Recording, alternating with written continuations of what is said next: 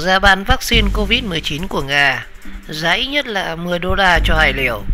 Alexei Repit, Chủ tịch Hội đồng Quản trị Công ty Dược Alpharma cho biết, 2 liều vaccine COVID-19 của Nga bán ra nước ngoài sẽ có giá ít nhất là $10.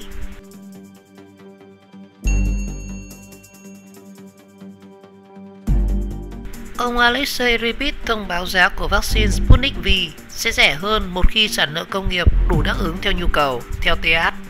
Và theo ước tính của chúng tôi, thì vaccine sẽ có giá ít nhất là $10 cho 2 liều trên thị trường xuất khẩu. Ông này trả lời trên đài Russia 24 vào ngày 12 tháng 8. Và những lô hàng đầu tiên thì có thể sẽ khá đắt, ông này chia sẻ thêm. Và theo Tổng thống Nga Vladimir Putin ngày 11 tháng 8 thông báo rằng Nga đã đăng ký loại vaccine đầu tiên trên thế giới chống COVID-19.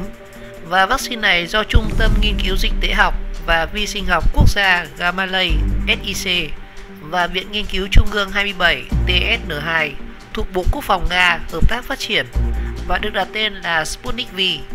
Thuốc này đã qua các giai đoạn thử nghiệm lâm sàng, có dạng dung dịch tiêm và lô vaccine đầu tiên sẽ được sử dụng trong vòng 2 tuần tới và việc đưa vào sản xuất hàng loạt sẽ sớm được bắt đầu. Tổng thống Nga Putin cho biết vaccine hoạt động khá hiệu quả và tạo được miễn dịch ổn định.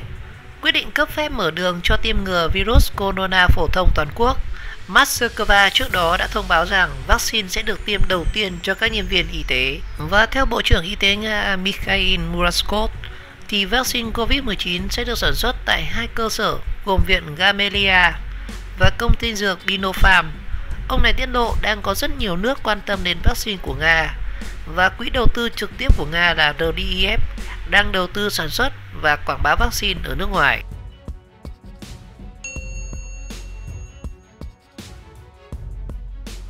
Quả tên lửa đẩy và trạm quỹ đạo, cơ chế vaccine COVID-19 của Nga. Vaccine chống COVID-19 của Nga được đưa vào cơ thể người theo cách tương tự quá trình phóng vệ tinh Sputnik vào vũ trụ, và đó cũng chính là cái tên mà vaccine này sẽ được đặt theo. Sự xuất hiện của vaccine đầu tiên ngăn chặn sự lây nhiễm virus corona chủng mới đã thu hút sự quan tâm của quốc tế, vì loại thuốc này hứa hẹn không chỉ chấm dứt các ca mắc và tử vong do COVID-19 mà còn là công cụ phục hồi kinh tế của một số quốc gia. Và sau gần nửa năm thế giới chìm trong cuộc chiến chống COVID-19, thì việc Nga công bố vaccine đầu tiên chữa COVID-19 thật sự là thắp lên một tia hy vọng. Tuy nhiên, tin tức về nó không xuất hiện theo cách tích cực trên các báo chí phương Tây. Vaccine Sputnik V bị nghi ngờ cả về tính an toàn lẫn hiệu quả, hay thậm chí là cả sự tồn tại của chính nó. Nhiều người trong số họ chỉ ra rằng vaccine Sputnik V chưa hoàn tất tất cả các giai đoạn thử nghiệm lâm sàng, với quy mô thử nghiệm trên người ở mức rất hạn chế, với có 76 người mà thôi. Trong khi đó, thì các thành viên của Viện Nghiên cứu Gamaleya của Nga và những người làm ra vaccine này tự tin vào hiệu quả của nó và đã tự nguyện tiêm cho chính mình theo trang tin của Sputnik như một cách phóng vệ tinh. Sergei Tarenko, Phó trưởng khoa gây mê và hồi sức tại Bệnh viện thành phố Moscow số 52 và là người trực tiếp điều trị cho các bệnh nhân COVID-19 nói rằng dù các bác sĩ Nga đã tìm ra phác đồ điều trị cho bệnh nhân COVID-19, nó vẫn chỉ được áp dụng vào các ca bệnh nặng. Cho đến nay thì kháng thể chống COVID-19 chỉ có thể được hình thành ở một người mắc bệnh sau đó phục hồi. Nhưng ở đây thì có một biện pháp an toàn hơn hẳn là tiêm chủng hay tạo miễn dịch, ông Tarenko giải thích. Các chuyên gia của Viện Gamaleya đã tạo ra một loại vaccine an toàn và hiệu quả.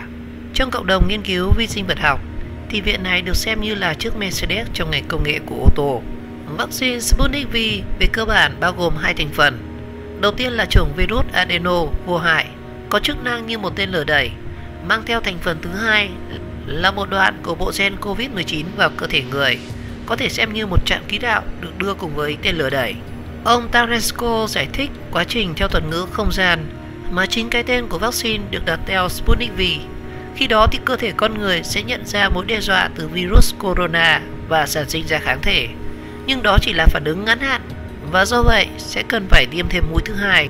Để làm cho kháng thể phát huy được tác dụng lâu hơn thì một đoạn gen tương tự sẽ được đưa vào cơ thể người sau 3 tuần, đồng thời sử dụng một tên lửa đẩy khác, và kết quả là cơ thể sẽ không sản sinh ra kháng thể mạnh với một trong 2 chủng virus adeno mà tạo ra bức thành chống chọi mạnh mẽ trước virus corona. Và phương pháp này còn được gọi là vector virus, từ lâu được phát triển bởi Viện Nghiên cứu Gamaleya. và kể từ đó được áp dụng thử nghiệm rất nhiều loại vaccine, cụ thể là vaccine ngừa Ebola và các chủng khác của virus corona MERS. Liệu có nguy cơ về biến chứng? Về các biến chứng có thể xảy ra với bệnh nhân COVID-19 giữa 2 lần tiêm, thì bác sĩ Tarensko cho biết hiện tượng tăng cường phụ thuộc vào kháng thể ADE hay là tăng nặng bệnh lý phụ thuộc vào kháng thể. Chỉ nghe có vẻ kinh khủng đối với những người không có chuyên môn về vấn đề này. Tuy nhiên thì ông giải thích rằng hiện tượng này mới chỉ được phát hiện ở những bệnh nhân sốt xuất huyết và không liên quan đến việc tiêm chủng, điều mà các nhà virus học đã biết rất rõ. Các bác sĩ Nga cũng chất vấn việc ai tài trợ cho các chuyên gia độc lập, đang đặt ra nghi vấn về ngoại thuốc của Nga. Liệu đó có phải các nhà sản xuất vaccine khác hay các công ty sản xuất thuốc chống virus khác hay không? Và trong tuyên bố đưa ra hôm 11 tháng 8, thì ông Kirill Dmitriev, giám đốc quỹ đầu tư trực tiếp của Nga, tổ chức phụ trách đầu tư và các doanh nghiệp y tế, cho biết Nga đã nhận được đơn đặt hàng vaccine Sputnik V từ hơn 20 quốc gia với tổng cộng là khoảng 1 tỷ liều. Trong khi đó, thì đại diện của Tổ chức Y tế Thế giới cho biết sẽ chỉ xác nhận an toàn cho vaccine Sputnik V của Nga sau khi vaccine này trải qua quy trình đánh giá dữ liệu an toàn và hiệu quả. Chúng tôi đang liên hệ chặt chẽ với cơ quan y tế của Nga và thảo luận về khả năng WHO xác nhận tính an toàn và hiệu quả của vaccine. AFP trích lời của Tarik Rabesevic, người phát ngôn của WHO cho biết, xác nhận an toàn và hiệu quả của bất cứ loại vaccine nào bao gồm xem xét và đánh giá tất cả các dữ liệu. Ông Rabesevic cho biết, quy trình đánh giá của WHO dựa trên thông tin thu thập qua thử nghiệm lâm sàng. Đại diện WHO khẳng định tốc độ phát triển nhanh một số loại vaccine là điều đáng khích lệ và hy vọng những loại vaccine này sẽ được chứng minh là an toàn và hiệu quả. Mặc dù vậy thì đẩy nhanh quá trình phát triển thì không đồng nghĩa với việc làm ảnh hưởng tới tính an toàn, ông Rabesevic nói.